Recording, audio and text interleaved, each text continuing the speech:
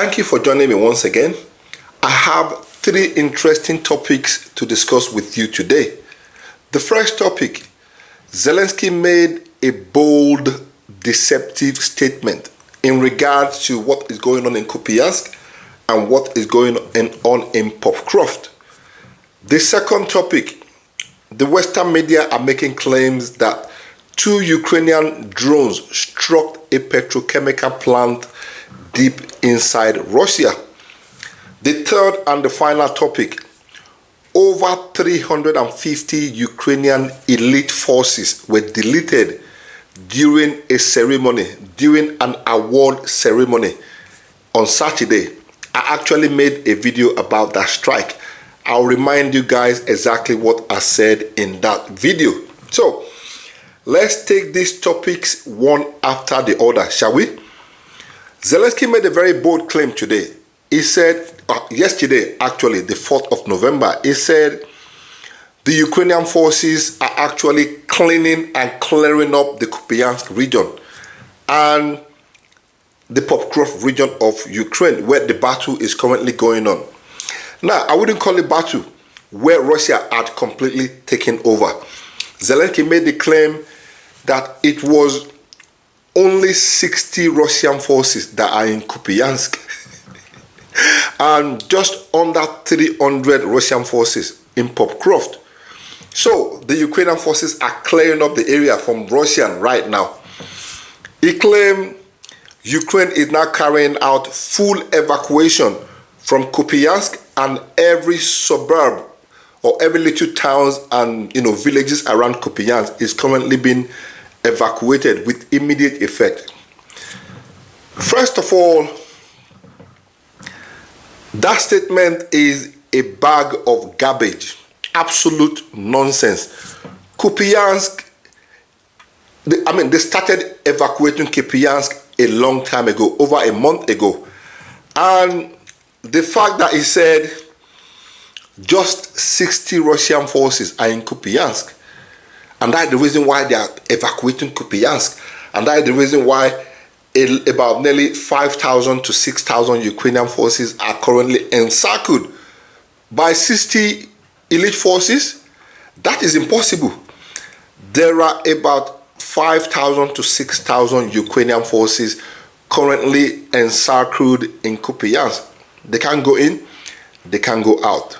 Secondly, Popcroft is fully liberated as of today, the 5th of November 2025. From the news that we're hearing, Popcroft is completely liberated.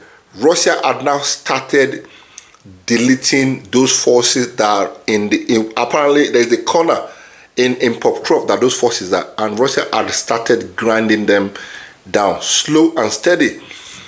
And for Zelensky to say just under 300 forces, Russian forces, are in Popcroft, I think that guy had lost touch with what is going on in the world, even in his own country.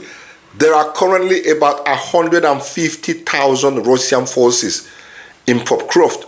Not because they are fighting in Popcroft, they are regrouping in Popcroft. And once Popcroft falls, those forces are moving straight westward into Ukraine because they are trying to cut into Kharkiv from behind, so that Kharkiv will be pretty much semi-encircled from the borderline from Russia and also from the eastern side of Ukraine.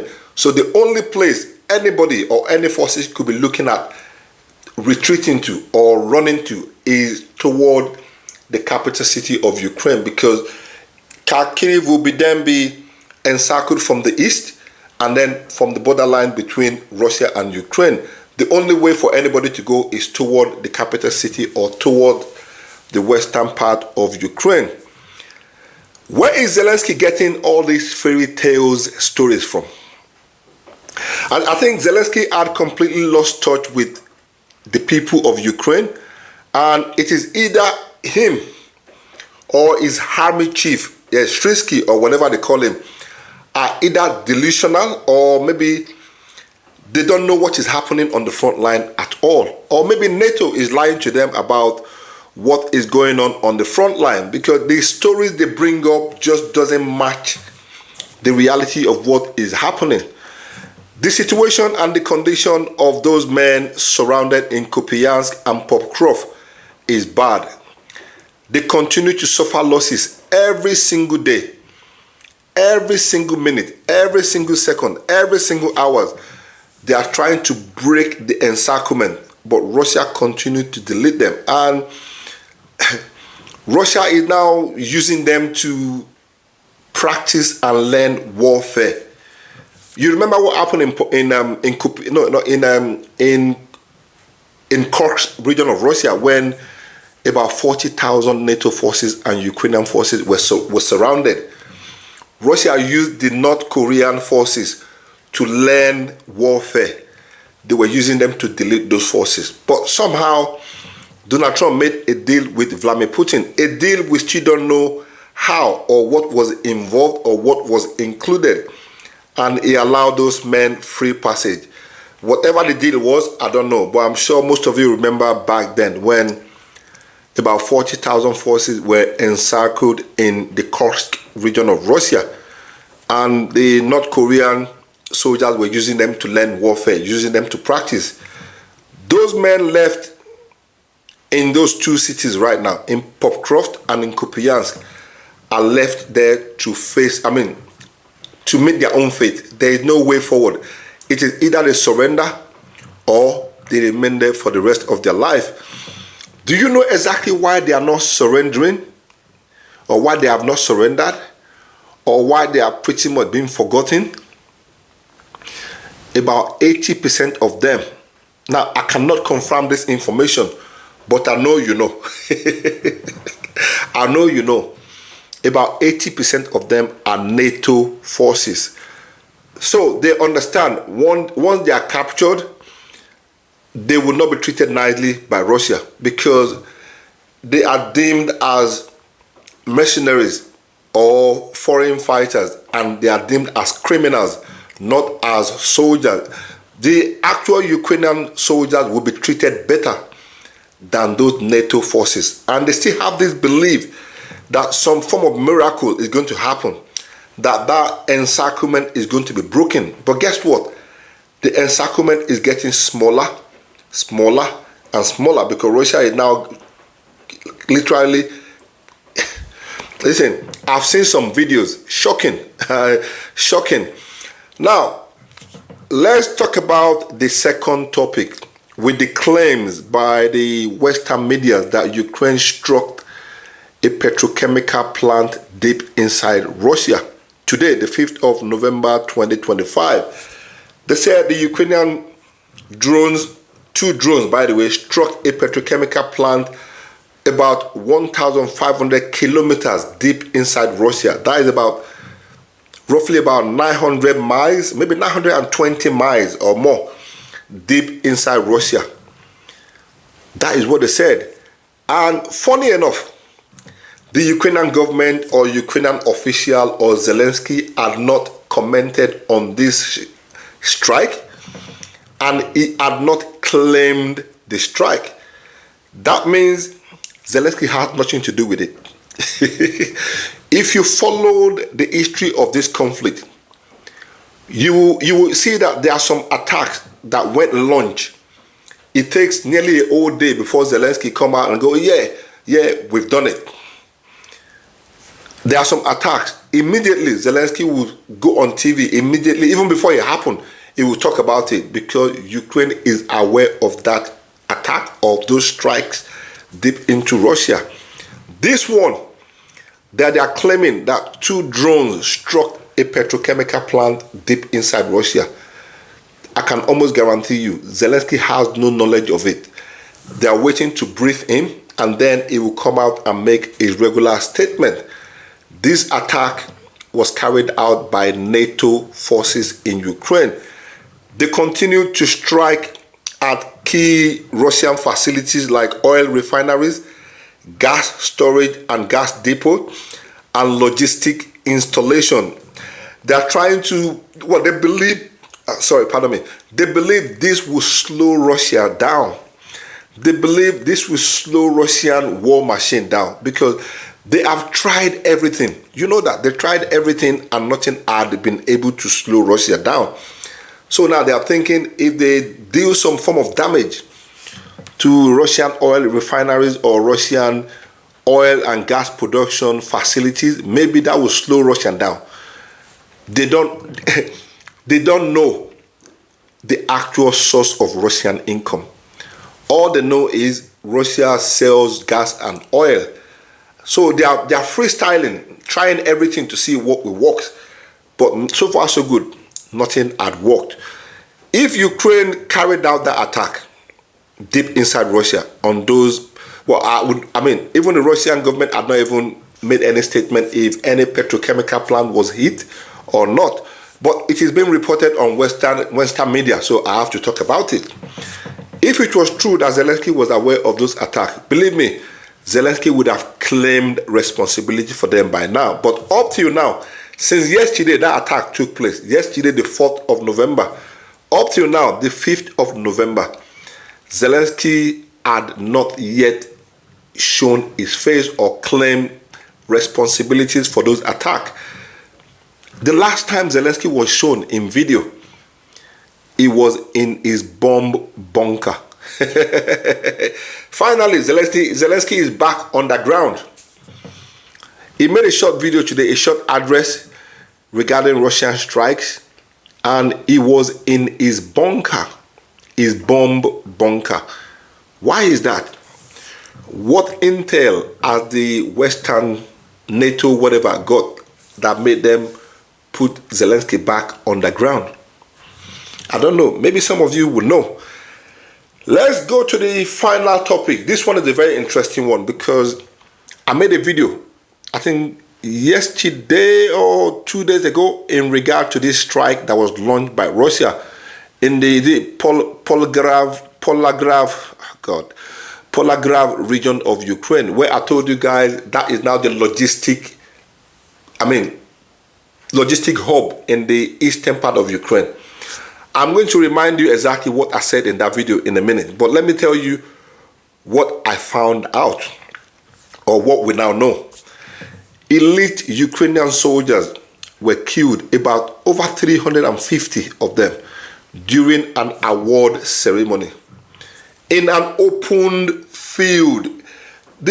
I don't know who the Ukrainian commanders or who this NATO commander that is controlling the Ukrainian forces or the NATO forces in Ukraine. In a war situation, you are holding, my goodness, you are holding a ceremonial award in an open field. What gives you that confidence? Even the Russian side, when they are holding ceremony, even as good and as powerful and as massive as Russia is, when they are holding ceremony, award ceremony for their forces, they do it in the hiding, underground or somewhere. But Ukraine decided to put over 350 elite forces, one of the best that they have, including drones operators. They decided to put all of them at risk by holding an award ceremony in the open, and Russia launched Iskander and Kinzhal missiles at those areas. Every single one of them were deleted. Now, when the Western media tells you over 350, my friend, start going up to about 600-700, right? But they won't give you the right figure. But for them to give you as big as 350, bump it up. They are telling you about 600-700 forces, just like that. They did not even get to the front line. They claim many of them were injured and many of them died. That attack took place on Saturday. A Russian Iskander M ballistic missile was used in that attack, and it killed a lot of soldiers, including top drones operator, top missiles operator, pilots, and this is funny, but at the same time it is not funny because we're talking about human lives there, right? But But who does that? Why would you hold an award ceremony for your soldiers in a war situation, in an open field, when you know the person you're fighting is a super? They have satellite everywhere. They can see they can see everything that you're doing. And you decided to hold an award ceremony? Ladies and gentlemen, just quickly, let me remind you what I said in that video and exactly how I picked my word. This will make more sense once you watch this short video. Let's watch it together. Russia carried out another massive strike all over the territories of Ukraine using missiles and drones late last night, and all the attentions were focused on the Pavlograd city in Dnipro for some odd reason. This is the first time Russia actually focused their attention on these cities. The ultimate question is, why did Russia attack that small city late last night? At the moment, Pavlograd city is the current logistic hub in the eastern part of Ukraine. Every other stronghold in the eastern part of Ukraine had either been conquered by Russia or currently being engaged by Russia. For example, Pokrovsk and Kupiansk and so on and so forth. Those are currently being engaged and almost being taken by Russia. So Ukraine cannot use those strongholds anymore. This is the reason why they moved their logistic hub far away from the front line to Pavlograd city in Dnipro region. And I strongly believe this is the reason why Russia engaged that city late last night and this morning to supply weapons and supply forces and supply ammunition and anything, food supplies, weapons supply, military personnel rotation, and so on and so forth is now being done from the Pavlograd city in Dnipro. Russia must have had an intel about something, or they must have found out Zelensky had sent a new batch of military forces to the city to be deployed to the front line, and obviously Vladimir Putin took them out before they even got to the front line. We will soon hear more about this attack once the Ministry of Defense give us their own update. As at the time I was making a video, there is no update from the Ministry of Defense yet. Maybe by the time you're watching this video, you would have got more information on this attack. Don't expect to get those information from the Western media, because you're not going to get it. You know why you won't get it from the Western media? Because it is against them. So you see, Ukrainian commanders or the NATO commanders or whoever the commanders are, they should face serious martial law, or what they call it. Yeah, I think it's martial law, isn't it? Yeah. In fact, they should be in prison. In fact, not just in prison, they should be moved and forced to the front line. They gathered all their top performing soldiers, including pilots, commanders, and infantry that Ukraine is struggling to have. They lack infantry right now, and the few that they have, they gathered all of them. Suvayo. They gathered all of them, giving them award in an open.